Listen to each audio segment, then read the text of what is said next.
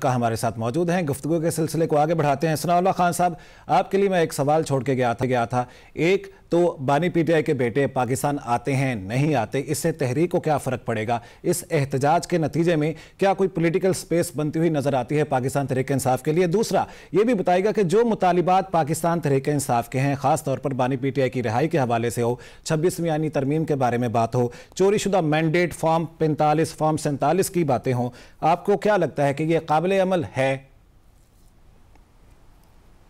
बहुत शुक्रिया। एक तो ये जो इमरान खान के फर्जंद है उनके आने की बात है, अगर वो आते हैं पाकिस्तान तो तहरीक पर फ़र्क पड़ेगा। ये तो एक नेचुरल है कि वो खान साहब की शबीह हैं एक किस्म के, आप समझ सकते हैं। वो आएंगे तो लोग निकलेंगे, थोड़ा बहुत असर पड़ सकता है, ये बात नहीं है। लेकिन मुझे अभी भी नज़र आ रहा है, जो मैं महसूस कर रहा हूँ कि वो पाकिस्तान नहीं आएंगे। अब इसकी वजूहात क्या हैं? आप तो एक तो देखें ना कि वो पाकिस्तान में जिस किस्म का एनवायरनमेंट बना हुआ है और जिस किस्म के हुकूमत की तरफ से बयानात आए हैं उनके हवाले से, कासिम और सुलेमान के हवाले से। पहला आपको पता है बयान राना सनाउल्लाह साहब ने दिया था कि उनको गिरफ़्तार किया जा सकता है, और भी मुख्तलिफ़ किस्म के बयानात आए हैं।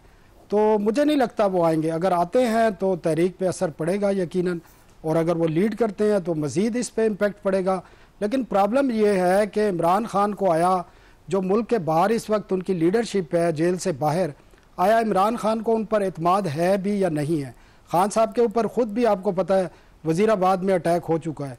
तो मैं नहीं समझता कि खान साहब ख़ुद भी या उनकी वालदा या उनके बाकी जो अजीज़ हैं उनको पाकिस्तान आने देंगे। तो ये मुझे अभी भी इसमें शक है कि शायद वो ज़रूर पीटीआई कह रही है वो आएंगे, लेकिन मुझे नहीं लगता वो आएंगे। जहाँ तक स्पेस की बात है, मुझे अभी फ़िलहाल कोई स्पेस नज़र नहीं आ रही पीटीआई के लिए। ये बिल्कुल इन्वायरमेंट ऐसा है जिसमें आप देखें आर्मी चीफ को फील्ड मार्शल बनाया गया है। इसके अलावा भी बहुत सारे महरक़ात हैं जो आपको नज़र आ रहे हैं। आर्मी चीफ की जो मुलाकात हुई है ट्रम्प के साथ, और उसमें अगर एक सुहेल वड़ाइच का मैं कॉलम 22 तारीख का बताऊं, क्योंकि सुहेल वड़ाइच साहब बड़े करीब हैं मोहसिन नकवी साहब के, और मोहसिन नकवी साहब उस वक्त वहाँ पर इस्लामाबाद में मौजूद, वाशिंगटन में मौजूद थे जब ये मुलाकात हुई। वो फील्ड मार्शल साहब के साथ थे। तो उनकी बातों से ये लगता है कि ट्रम्प की और फील्ड मार्शल की मुलाकात में इमरान खान के हवाले से बात हुई है कुछ ना कुछ, लेकिन क्या बात हुई है इस बारे में अभी कुछ नहीं कहा जा सकता। ये मैं सुहेल वड़ाइच साहब की बात कर रहा हूँ, मेरा अपने इसमें तजिया नहीं है। मुझे ज़ाती तौर पर कोई अभी फ़िलहाल ऐसी स्पेस भी नज़र नहीं आ रही, और इमरान खान इतनी जल्दी बाहर निकलते हुए भी नज़र नहीं आ रहे। जहाँ तक डिमांड्स की बात है, तो जब डिमांड्स पे बात आएगी तो मैं फिर 2010 से शुरू करूँगा, जब मिसाक के जो मोहतरमा बेनज़ीर भुट्टो और नवाज शरीफ ने साइन किया था चार्टर ऑफ डेमोक्रेसी। तो आपको याद होगा उस वक्त पहला नारा जो है इमरान खान से लगवाया गया कि ये चार्टर ऑफ डेमोक्रेसी नहीं है, ये मुकमुका है, चार्टर ऑफ मुकमुका है। फिर आप 2014 का धरना ले लें, फिर आप देख लें नवाज शरीफ साहब वज़ीर आज़म होते हुए उनको सज़ा दिलवाई गई। किस तरह दिलवाई गई ये सारी चीज़ें अब छुपी हुई नहीं है, सबको पता है।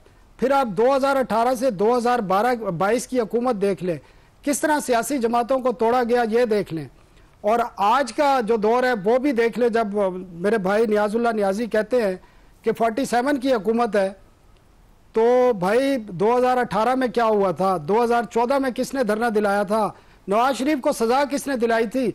इन सियासी जमातों को सबको ये समझना होगा। और आज कौन हुकूमत चला रहा है? हुज़ैफा भाई बता दें, कौन चला रहा है हुकूमत? कौन डिसीजन मेकिंग कर रहा है? क्या किसी मुल्क में ऐसा होता है कि अमेरिका दुनिया की सब जो सुपर पावर है उसका सदर किसको बुला रहा है मुलाकात के लिए? मुझे बताएं, ये जमहूरियत होती है? इस किस्म का वो होता है? तो ये सियासी जमातों को तमाम को ये सोचना होगा कि वो जिस तरीके से अपने इख्तियारात सरेंडर करते जा रहे हैं, चाहे वो 2018 में इमरान खान ने किए, वो खुद कहते थे कि मैं फैसले नहीं करता। जनरल फैज प्राइम मिनिस्टर थे, वो डिसीजन करते थे, टिकटों का फैसला वो करते थे। तो आज भी यही सूरत हाल है, वजीर बनाने का फैसला कौन करता है, डिसीजन कौन करता है? तो ये सियासी जमातों को अब सोचना होगा, उनको इकट्ठा बैठना होगा, मुज़ाकरात करने होंगे इस मुल्क में जमहूरियत के लिए, इस मुल्क की आवाम के लिए, इस मुल्क के आइन के लिए। बैठ के आपको अपने इख्तियारात लेने होंगे और आपने अपनी गवर्नेंस बेहतर करना होगी। और इस मुल्क में ये दुश्मनी नज़रिए के जो इख्तिलाफ है वो अच्छी बात है, वो होना चाहिए, लेकिन मसला ये है कि यहाँ नज़रिए पर इख्तिलाफ से बात आगे चली गई है, दुश्मनी तक गई है, बल्कि नफरत तक चली गई है। तो इस सूरत हाल में फिर यही होता है जो सियासी जमातों के साथ हो रहा है। फिर वो बराए नाम जो है वजीर आजम होते हैं, बराए नाम वजीर होते हैं, बराए नाम पार्लियामेंट होती हैं। आपको याद है उस वक्त किस तरीके से सेनेट के चेयरमैन के इंतखाबात हुए थे, किन की मुदाखलत थी, कौन बिल बनाता था। आज भी इसी किस्म की सूरत हाल है। और मैं केपी के सेनेट इलेक्शन का भी जिक्र ज़रूर करूँगा। वहाँ पर नियाजी साहब मेरे भाई बात कर रहे थे, तो नियाजी साहब आप मुझे बता दें कि अमीर मकाम के बेटे को किसने जितवाया है? आप बता दें। आपकी पार्टी ने जितवाया, क्यों जितवाया ये भी आप बता सकते हैं। मैं ऑन द रिकॉर्ड नहीं बता सकता क्योंकि मेरे पास सबूत नहीं है। इसका जवाब भी ले लेते हैं नियाजुल्लाह नियाजी साहब, इसका जवाब भी ले लेते हैं। तो इन सियासी जमातों को, जो केपी में है उसके ऊपर ये इल्जाम लगाए जाते हैं कि जब आपका फायदा होता है तो आप अपोजिशन के साथ मिल बैठ जाते हैं, लेकिन आपका फायदा नहीं है, आप मुज़ाकरात की टेबल पे या आप उनके साथ बातचीत नहीं करते। एक तो इसका जवाब दीजिएगा, दूसरा क्या मुज़ाकरात का कोई ऑप्शन सिरे से ही नहीं है? नियाजुल्लाह नियाजी साहब।